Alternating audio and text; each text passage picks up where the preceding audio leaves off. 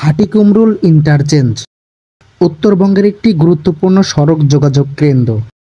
এটি সিরাজগঞ্জ জেলার সলাঙ্গা থানার হাটিকুমরুল এলাকায় অবস্থিত এবং দেশের উত্তর পশ্চিমাঞ্চলের প্রবেশদ্বার হিসেবেও পরিচিত।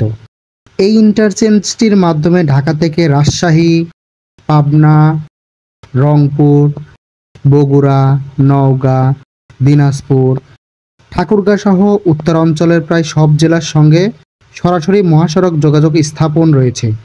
হাটিকুমরুল ইন্টারচেঞ্জের সংক্ষিপ্ত ইতিহাস: 1990-এর দশকে নর্থ বেঙ্গলের সঙ্গে ঢাকার সরাসরি সড়ক যোগাযোগ বাড়াতে এবং যানজট এড়াতে হাটিকুমরুল এলাকায় একটি ত্রিমুখী সংযোগস্থল গড়ে ওঠে।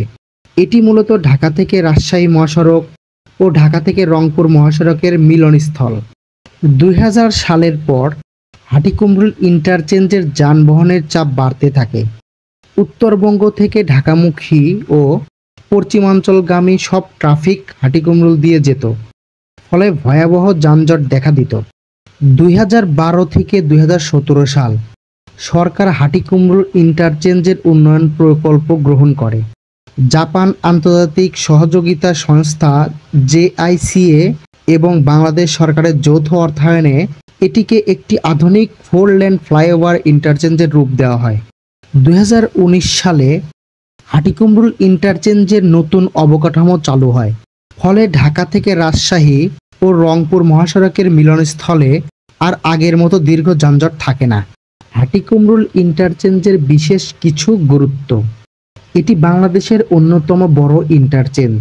উত্তরবঙ্গের সঙ্গে রাজধানীর সড়ক যোগাযোগকে দ্রুত ও সহজ করেছে। কৃষিপণ্য, শিল্পপণ্য ও উত্তরবঙ্গের অর্থনীতির বিকাশে বড় ভূমিকা রেখেছে। যমুনা সেতুর পর এটি উত্তরাঞ্চল প্রবেশদ্বারের দ্বিতীয় প্রধান কেন্দ্রও বলা হয়। হাটিকুমরুল ইন্টারচেঞ্জের ডিজাইন ও ফিউচার সত্যি অসাধারণ। ক্লোভার রিপ ধাঁচের ইন্টারচেঞ্জ ঢাকা থেকে রংপুর, ঢাকা থেকে রাজশাহী, ঢাকা থেকে পাবনার দিকে ট্রাফিক গেটস সেপারেট হয়ে যাবে। 2026 লক্ষ্যমাত্রায় এর সমাপ্তির সময়ও জুন 2026 পর্যন্ত ধরা। এটি প্রকল্পিত ঘোষিত সময় প্রকৃত উদ্বোধন প্রকল্প অগ্রগতির ওপর নির্ভরশীল।